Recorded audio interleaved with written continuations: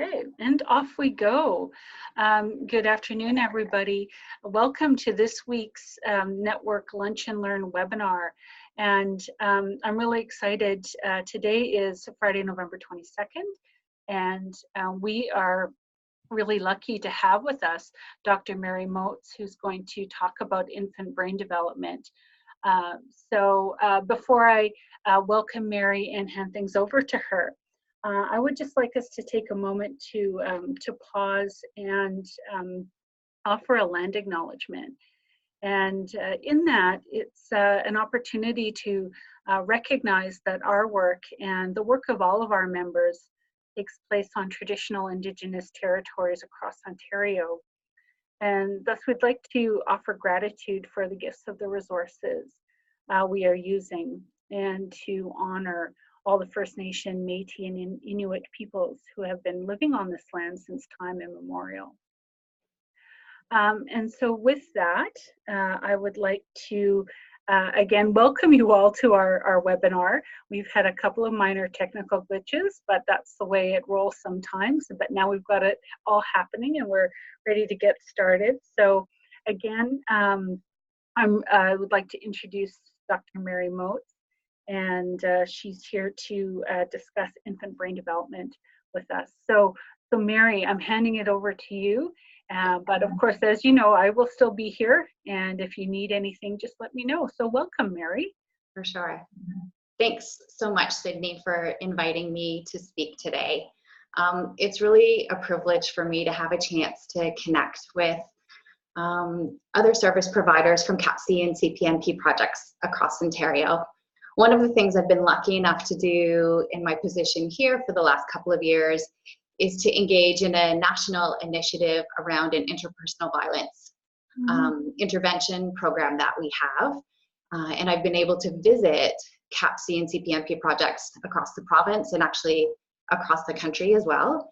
And if any of my friends are out there, hi, we miss you, come and see us.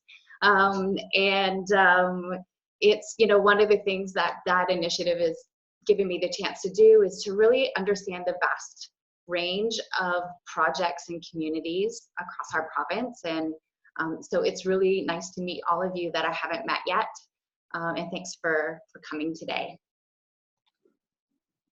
So what I've done first is just written out some goals for the presentation, and I'm sure that they should be similar to the description that you've already read. So, you know, I'm just hoping today that we can talk about an understanding of basic brain structure and function, to think about some of the factors that impact brain development for infants and young children, to talk about ways we can support that development, and so that I can also share some resources with you that I've found really helpful when I'm doing training for either staff or families around brain development.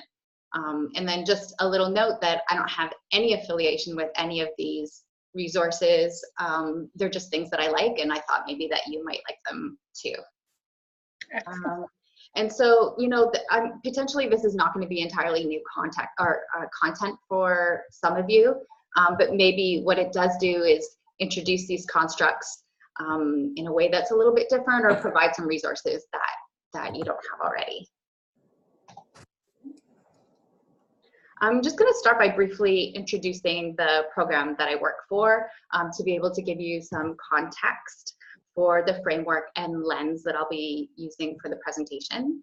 I'm with a project in Toronto called Breaking the Cycle.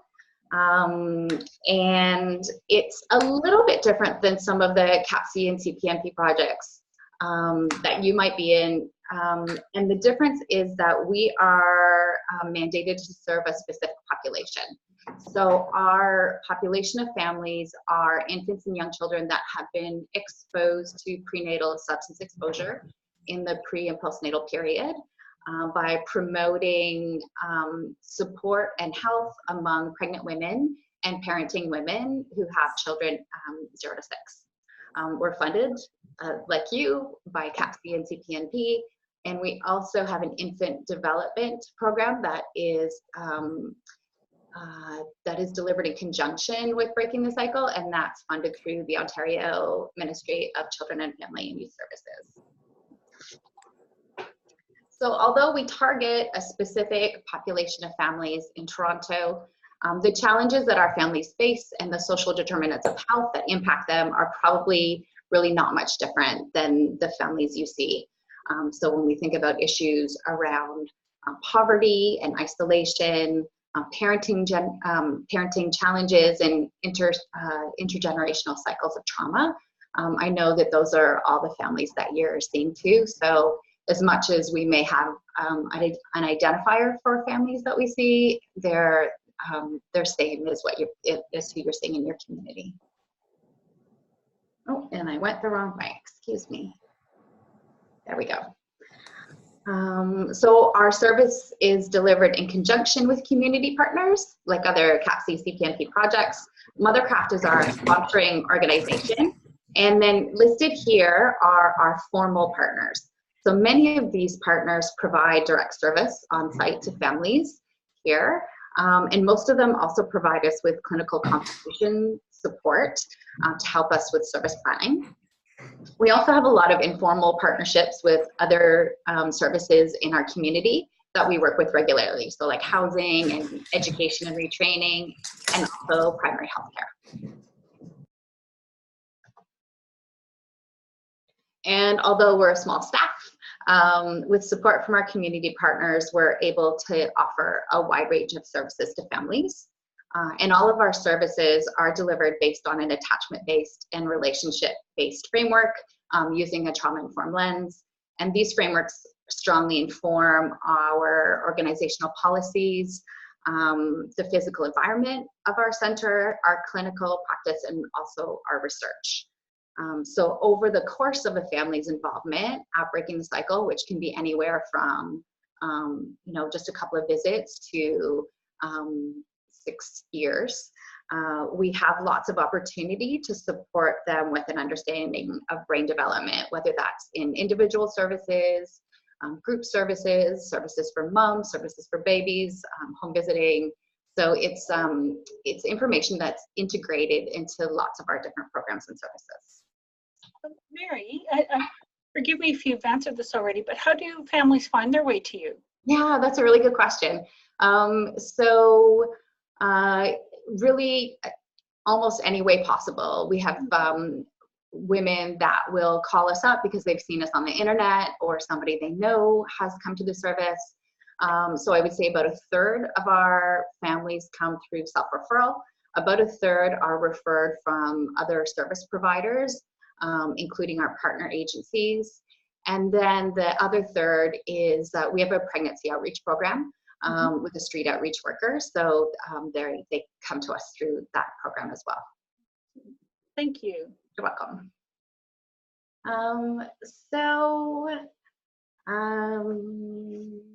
Let me see what I'm going to start with.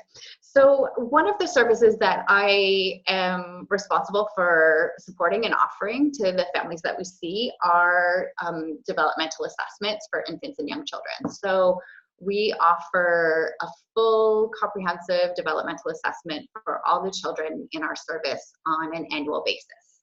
And that is to support our service planning, and also we have an FASD diagnostic clinic on site, so to inform the formulation through that clinic.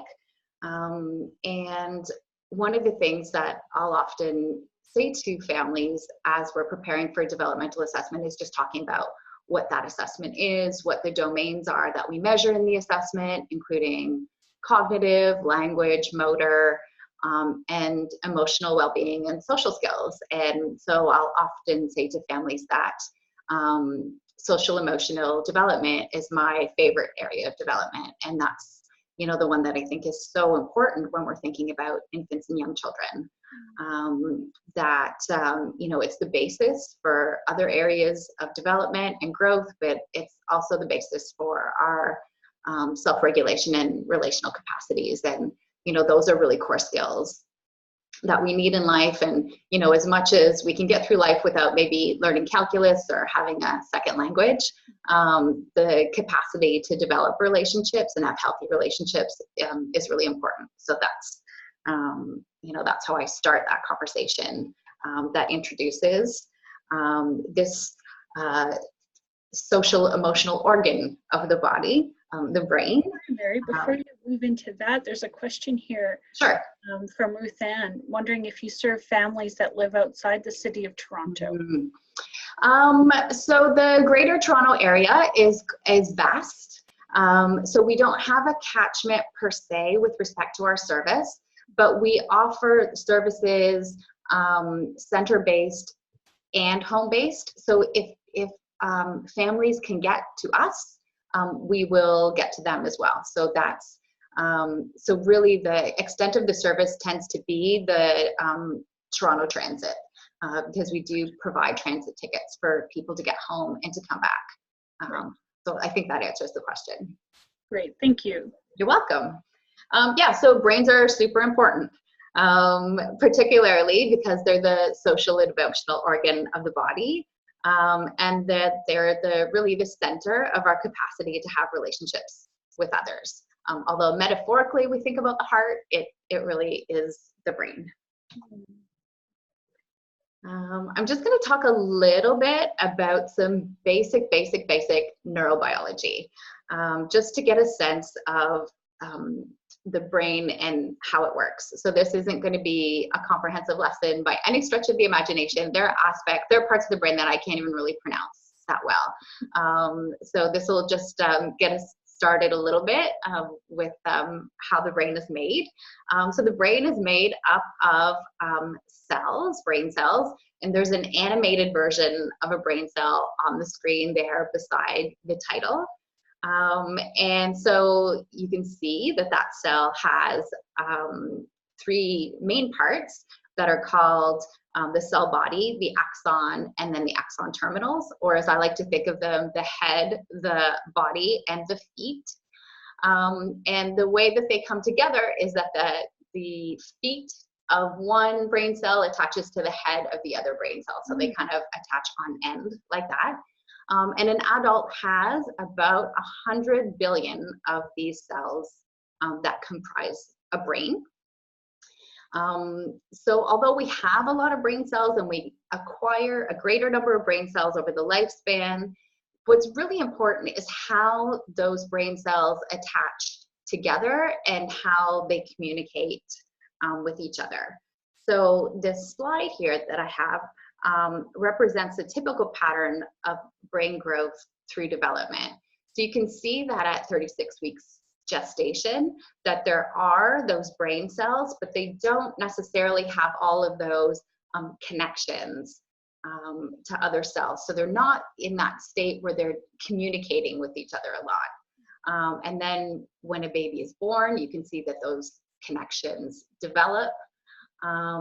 And by 6 months and 2 years, there is a huge network of neural connections, and there are cells talking to each other from all over the place. In fact, there are so many that there are too many at that point, and that we couldn't possibly keep up the production of communication throughout all those cells. So what happens after that 2-year period, and you can see that by 4 and 6 years, there are fewer brain cells, and that's called synaptic pruning. And what happens is that those pathways that we use the most get really ingrained. You can think about it like a pathway when you're walking, right? If you walk on the same pathway many times, it gets really ingrained in the earth. And that same thing happens within our brains.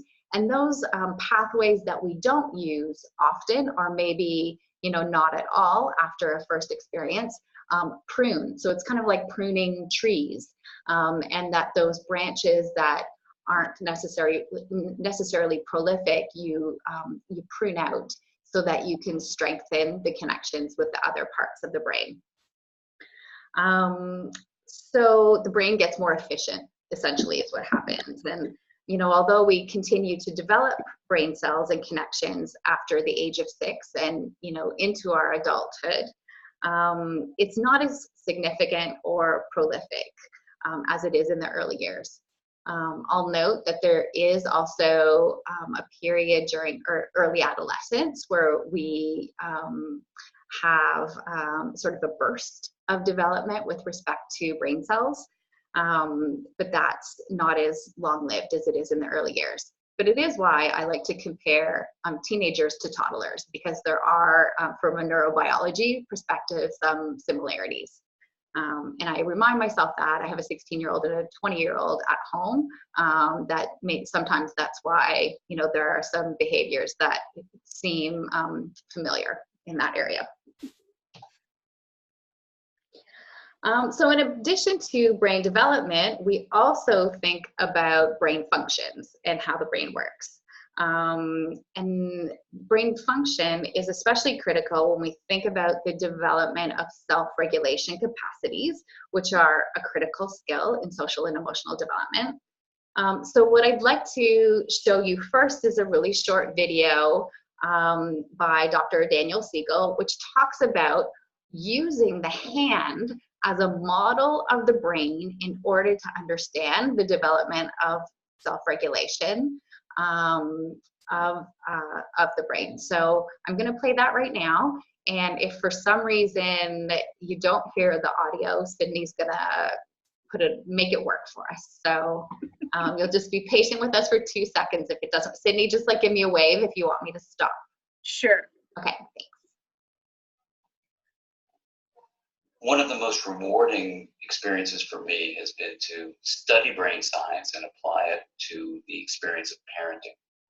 And the hand model of the brain that I use to teach parents is very useful to understand that. So if you take your thumb and put it in the middle of your palm, put your fingers over the top, this is a very useful model of the brain. And when we can actually see in front of us what's going on in the brain, then we can change what the brain does. So let me walk you through very basically what happens in this brain and the structures in it. And it goes like this. The spinal cord comes up, representing the wrist, and then you have coming up into the skull, the brain stem and the limbic area, which work together to help regulate arousal and your emotions and the way you have a fight, flight, freeze response. These are below the cortex, the limbic and brainstem areas, and the cortex is this higher part of the brain that allows us to perceive the outside world, to think and reason. And this frontmost part of the brain, right behind your forehead, so the person's oriented like this, is actually the part that regulates the subcortical, limbic, and brainstem areas. This regulation is very important because sometimes we can have all sorts of things happen in our life. We're tired, we're exhausted, someone pushes a particular emotional button, and we can flip our lids. So rather than being tuned in and connected and balanced and flexible, we can lose all of that flexibility, even lose moral reasoning, and act in ways that are terrifying to others, including our children. Now, you can actually bring yourself back online and come back to the high road and make a repair with your child. And that's important to explain to them. And you can also use this hand model of the brain to explain to children, even as young as 5 and 6, how to understand when their emotions are rising up from the brainstem and limbic areas here, and how it's overriding the prefrontal area and making it so they may be about to flip their lids. So I've had kids come tell me that they're about to go flip their lids and they need a break. They need a timeout. And by even just naming that, they can tame it. And that's the power of using the hand model for ourselves and our children to help us all make sense of what goes on in the emotional communication that we have in the course of day-to-day life.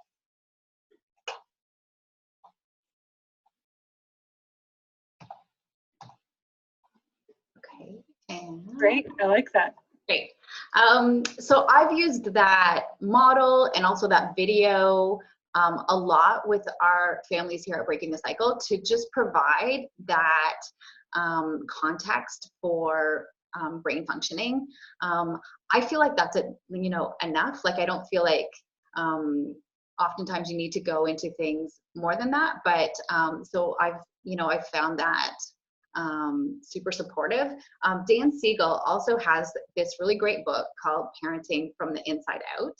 And in it, he goes through the hand model of the brain, but also uses that as a model to talk about parenting and a two-generation response to supporting regulation and attachment in parenting through the understanding of the brain, but also the understanding of how what's happened to us in our own lives impacts our parenting. So that might be a helpful resource for you or for staff or for your families, depending on if you've got readers with the families that you see.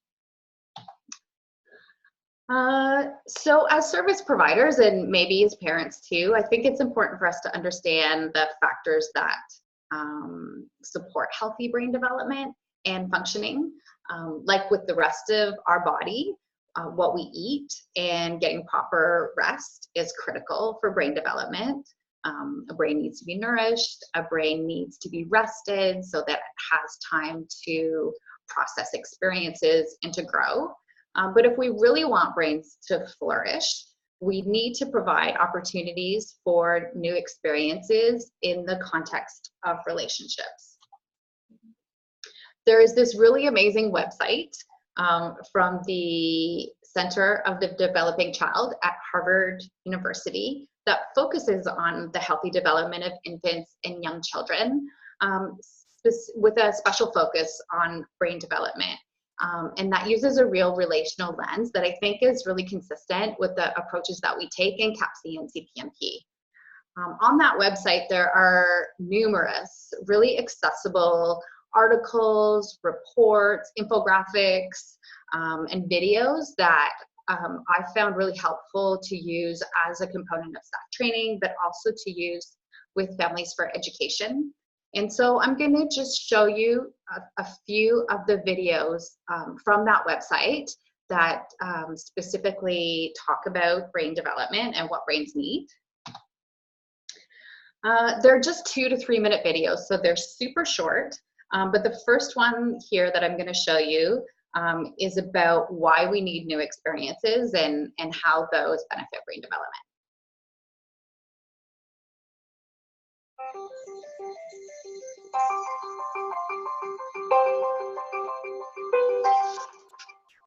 A child's experiences during the earliest years of life have a lasting impact on the architecture of the developing brain.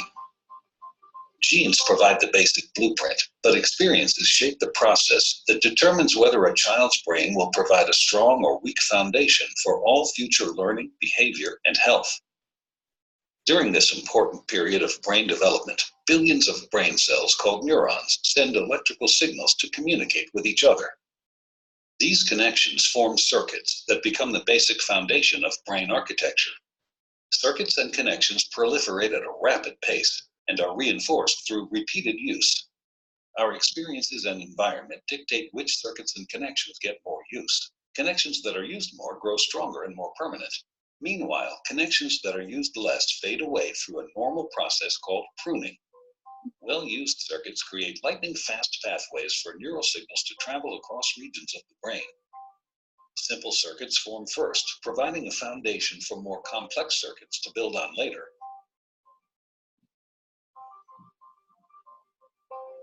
Through this process, neurons form strong circuits and connections for emotions, motor skills, behavioral control, logic, language, and memory during the early critical period of development. With repeated use, these circuits become more efficient and connect to other areas of the brain more rapidly. While they originate in specific areas of the brain, the circuits are interconnected. You can't have one type of skill without the others to support it. Like building a house, everything is connected, and what comes first forms a foundation for all that comes later.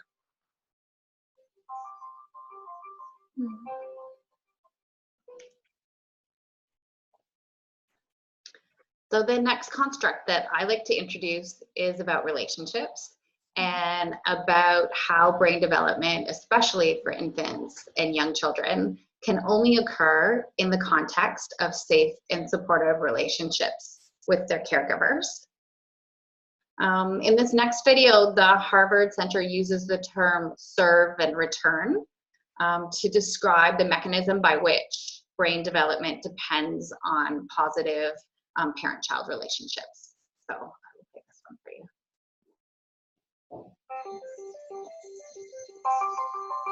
You get used to the groovy music. The key to forming strong brain architecture is what's known as serve and return interaction with adults. In this developmental game, new neural connections form in the brain as young children instinctively serve through babbling, facial expressions, and gestures. And adults return the serve, responding in a very directed, meaningful way. It starts very early in life when a baby coos and the adult interacts and directs the baby's attention to a face or hand. This interaction forms the foundation of brain architecture upon which all future development will be built. It helps create neural connections between all the different areas of the brain, building the emotional and cognitive skills children need in life. For example, here's how it works for literacy and language skills. When the baby sees an object, the adult says its name. This makes connections in the baby's brain between particular sounds and their corresponding objects. Later, adults show young children that those objects and sounds can also be represented by marks on a page. With continued support from adults, children then learn how to decipher writing and eventually to write themselves. Each stage builds on what came before. Ensuring that children have adult caregivers who consistently engage in serve and return interaction, beginning in infancy, builds a foundation in the brain for all the learning, behavior, and health that follow.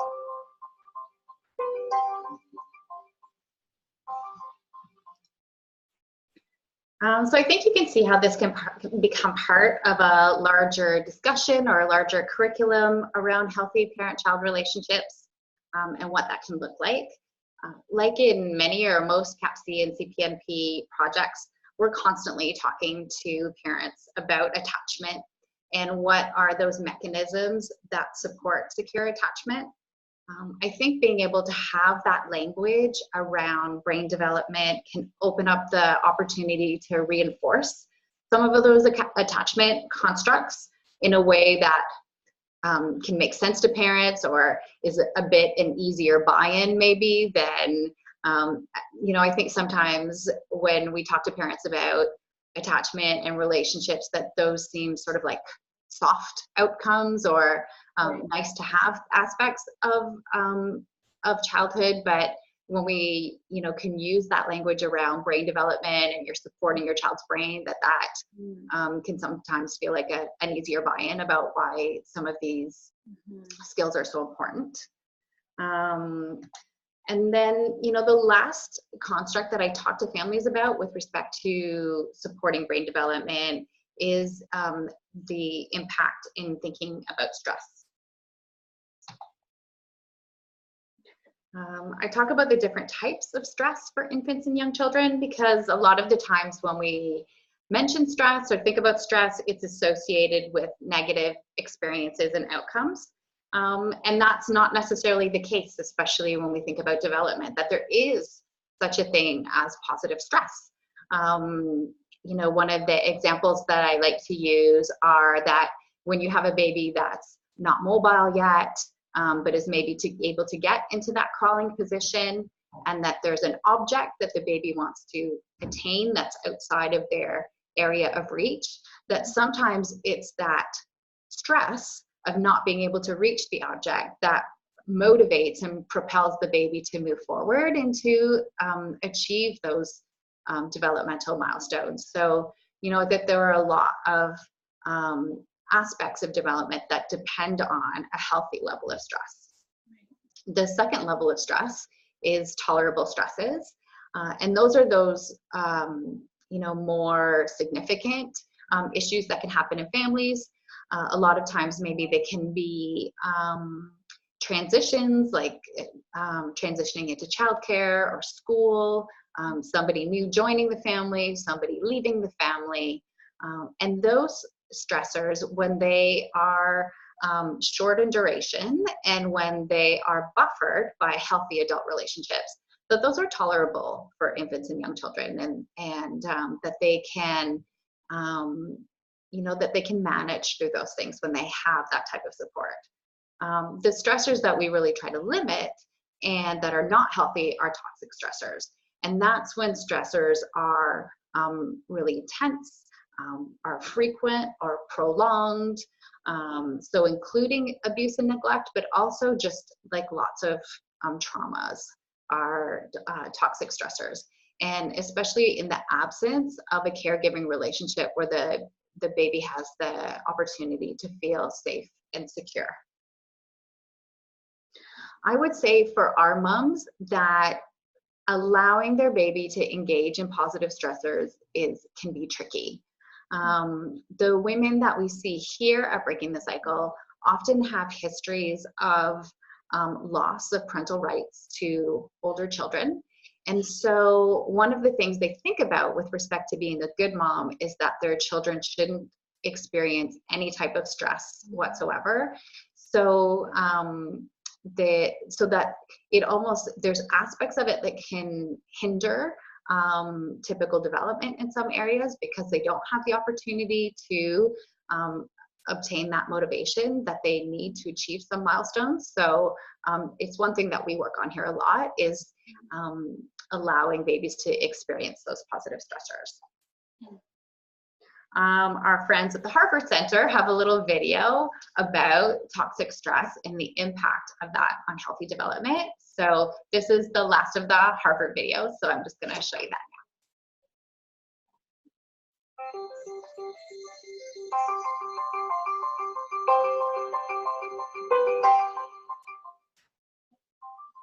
now. Learning to deal with stress is an important part of healthy development. When experiencing stress, the stress response system is activated. The body and brain go on alert. There's an adrenaline rush, increased heart rate, and an increase in stress hormone levels. When the stress is relieved after a short time, or a young child receives support from caring adults, the stress response winds down and the body quickly returns to normal. In severe situations, such as ongoing abuse and neglect, where there is no caring adult to act as a buffer against the stress response stays activated. Even when there is no apparent physical harm, the extended absence of response from adults can activate the stress response system. Constant activation of the stress response overloads developing systems, with serious lifelong consequences for the child. This is known as toxic stress. Over time, this results in a stress response system set permanently on high alert. In the areas of the brain dedicated to learning and reasoning, the neural connections that comprise brain architecture are weaker and fewer in number. Science shows that the prolonged activation of stress hormones in early childhood can actually reduce neural connections in these important areas of the brain at just the time when they should be growing new ones. Toxic stress can be avoided if we ensure that the environments in which children grow and develop are nurturing, stable, and engaging.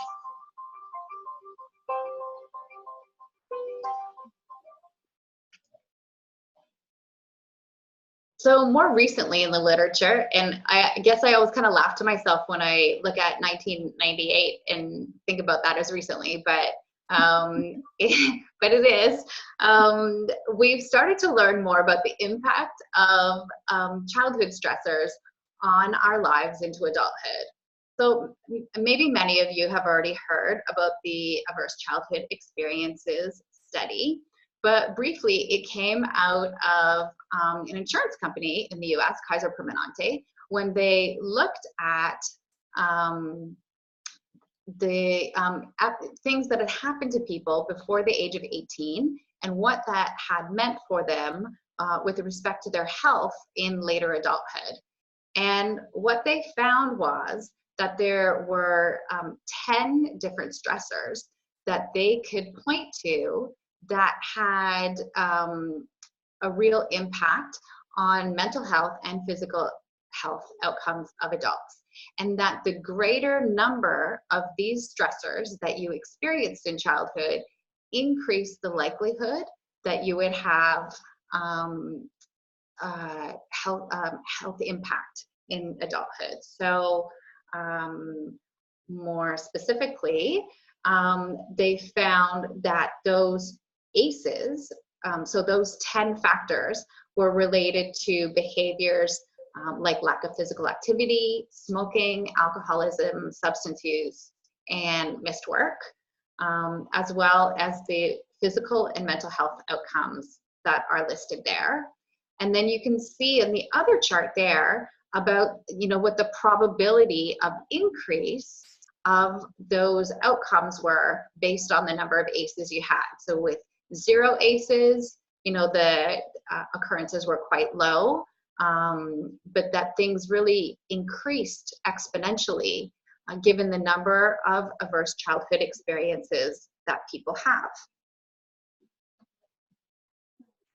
So what they developed was a model that shows that this pathway from childhood stress to disease, disability, social problems, and essentially early death in adulthood. And so if there are those adverse childhood experiences, that next step is really the disruption to brain development, to neurodevelopment. So when we sort of put that all together and think of what we've learned thus far, that when you have those stressors in early childhood, that there is an impact on the development of brain cells and brain connections, that we're flipping our lids, right? When there's that stress, which leads and affects our capacity to learn how to regulate our emotions and our behaviors. That there's a constant flow of stress hormone in our brain, which can destroy neural connections. And then the other part, and this is, something that we talk to our families a lot, is what happens is when you have these stress hormones going on in your brain, and it's in such a prolonged and constant flow, that's what starts to feel normal with respect to your general state of being, that this elevated sense of adrenaline and cortisol in the brain starts to feel typical. And what starts to feel abnormal is when things are calm. So what the rest of us would experience as typical, people with a lot of adverse childhood experiences experience as uncomfortable. So when they do have periods of stability or periods of where things are calm, it's almost like they seek that escalation of those brain chemicals. And for our families here, that's the mechanism that leads them to those maladaptive coping strategies much of the time. So you can see where those ongoing layers of harm through disrupted brain development, the impact on other areas of development, including that very important social and emotional domain, lead to the adoption of health risk behaviors and mental health risk behaviors, and then all of a sudden you have those outcomes into adulthood. I know for our families, understanding this, these mechanisms really helps them to feel like the aspects of their life that they have challenges with make sense given their life experiences. And so, as much as it's difficult to hear, if they almost feel comforted in a way to understand that the way that things are for them, makes sense given what their early experiences have been.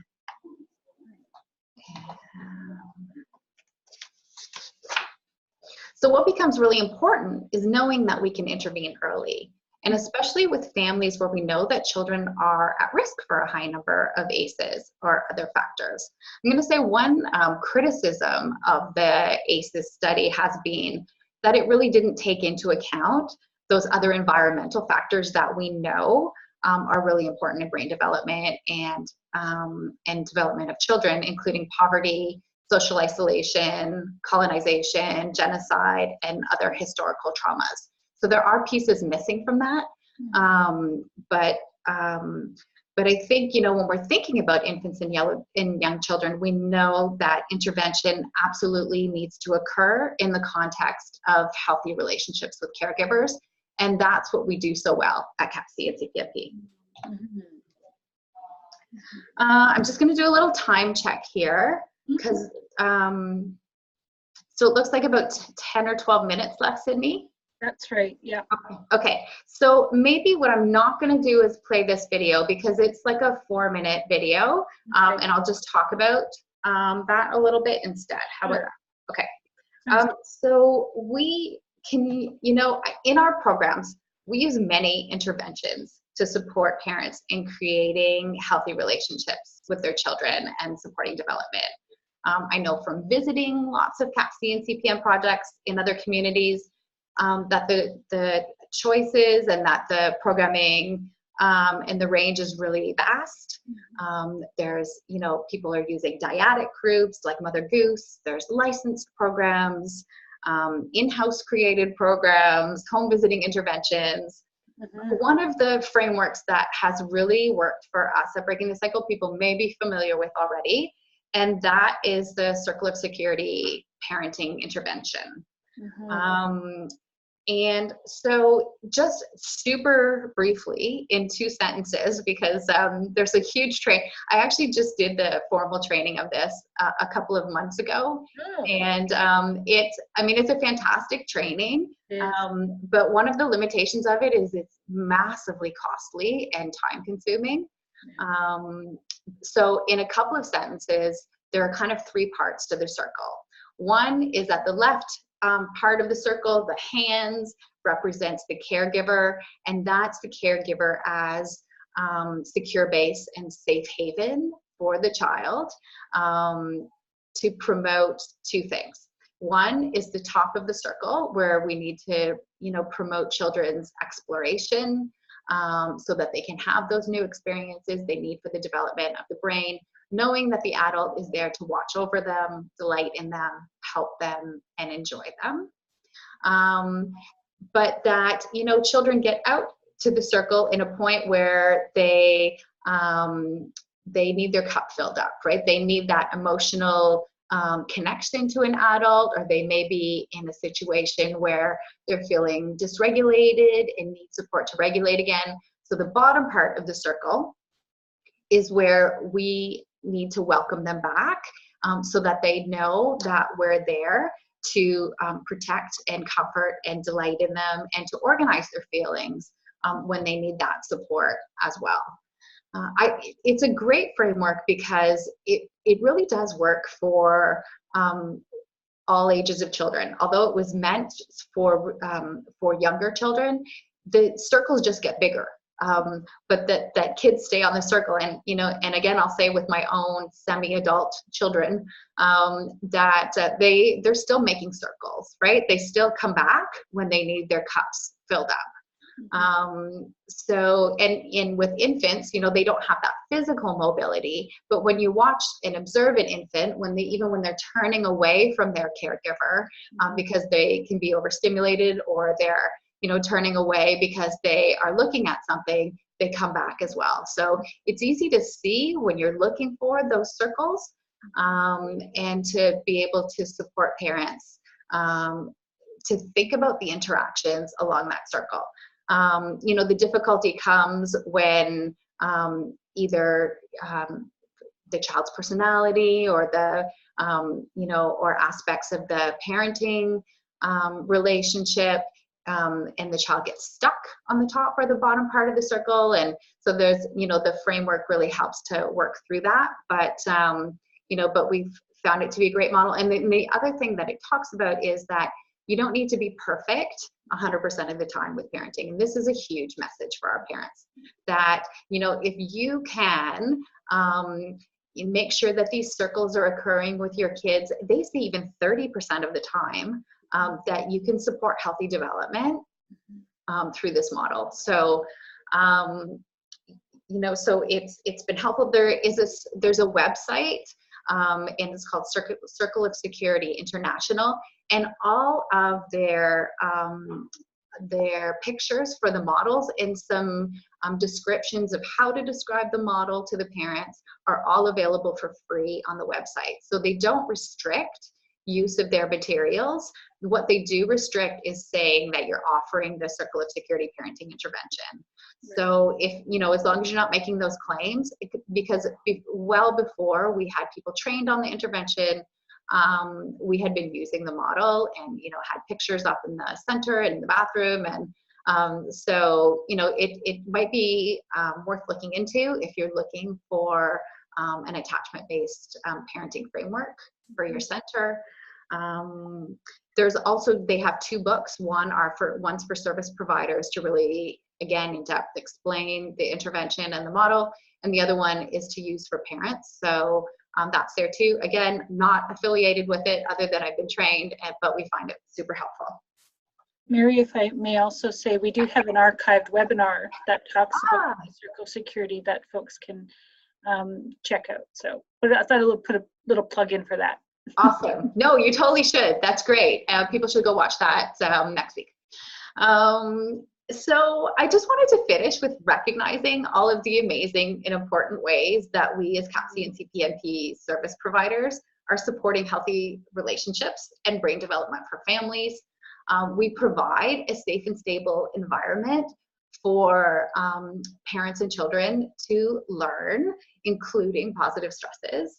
We, you know, support families in reducing tolerable stresses and eliminating toxic stresses. We model secure, dependable, and, you know, responsive caregiving for families, which I think is super important. They're watching way more than we think they are about how we interact with them. So I don't think we should ever sort of take that for granted. And, you know, we're connecting them to each other, to other supports in the community, you know, decreasing social isolation. So all of the things that we're offering with our services are critical for early brain development. So I just wanted to take a moment to celebrate all of you for the incredible work that you do in your communities. To say that personally, I derive tons of comfort from knowing there are other people across the province that are doing the good work with families. And then I just wanted to thank you for taking time out of your busy day to be here with me. I really appreciate your time, and I hope you all have a fantastic weekend. Thank you so much, Mary. This was just so great. I know we're pretty much at our time. We were a tad late getting started, but I guess I would welcome if anybody has any questions for Mary. To feel free to type it in the chat function, and we'll see if we can get to one or two. It was such a really great comprehensive overview. I really appreciate that about you, Mary, how you're able to kind of present a topic that maybe feels a little intimidating and overwhelming, and your ability to just sort of break it down and to share the information in a way that's that didn't stress my brain too badly. Once I let the stress of technological issues abate, I was able to focus, and I really I learned a lot. One thing that stood out for me, Mary, in what you talked about that was a bit of an aha moment was perhaps the sensitivity around fear of stress for maybe some of the families that we're working with who are in a vulnerable situation and are feeling, you know, I think all parents feel a pressure to kind of that perfect parenting trap, but perhaps if you're engaged with Children and Family Services or feel like you're being assessed, I have a new appreciation for that potential, that allowance for, what were the terms you used? Sort of normal stress and tolerable stress, or even positive stress. For sure. Yeah, so I don't know if there's anything more you want to reflect on that in terms of kind of addressing that or acknowledging that in our work, but just want to appreciate you for express appreciation for you mentioning that, because that was an eye-opener for me. For sure. Mm-hmm. Yeah, I mean, I think, you know, that one of the things that people talk about with respect to, you know, kids in the current generation is that there's a lot of special snowflakes, right? That, you know, that we've maybe gone a little bit the other way with respect to not having kids experience those positive stresses as much as maybe they had in previous generations. And I think that we really need to recognize that they're important for learning in lots of different areas. And not that we should intentionally stress children, I'm not suggesting that, but, you know, even in the context of relationships, like we say to our moms that that we need to actually have a framework for kids to be able to repair relationships, that we can't be perfect in our relationships with our kids, because it's not a realistic expectation for them or for anybody else they're going to have relationships with going forward, and that we need to teach them how to repair those ruptures when there are fissures in relationships. And again, I'm not talking about abuse or neglect, but that it's you know, and I think especially with parents you're talking about who have child welfare, child protection involvement, they do feel that pressure to be perfect all the time, and to you know, never have their child cry or never have them experience distress, which I understand those stresses like that. You know, I know why that they feel that way, but I think that we need to frame it not even just for our parents, but also for service providers in our community, that the experience of positive stress is important and actually critical for development. Well, thank you so much, Dr. Mary Motz. I really appreciate your time with us today, and your willingness to come and share kind of what you've learned and what you know around infant brain development. Such an important topic for us in all our work. So thank you, and thank everybody who's joined us today. It's been great. We've had a really great turnout, and it's been great to see you all. So I'd like to echo Mary's wish for everybody to have a great rest of the day and a great weekend. And yeah, we will see you again, and I hope we run into you again, Mary. Thank you. Thanks so much, everyone. Take care and goodbye. Bye.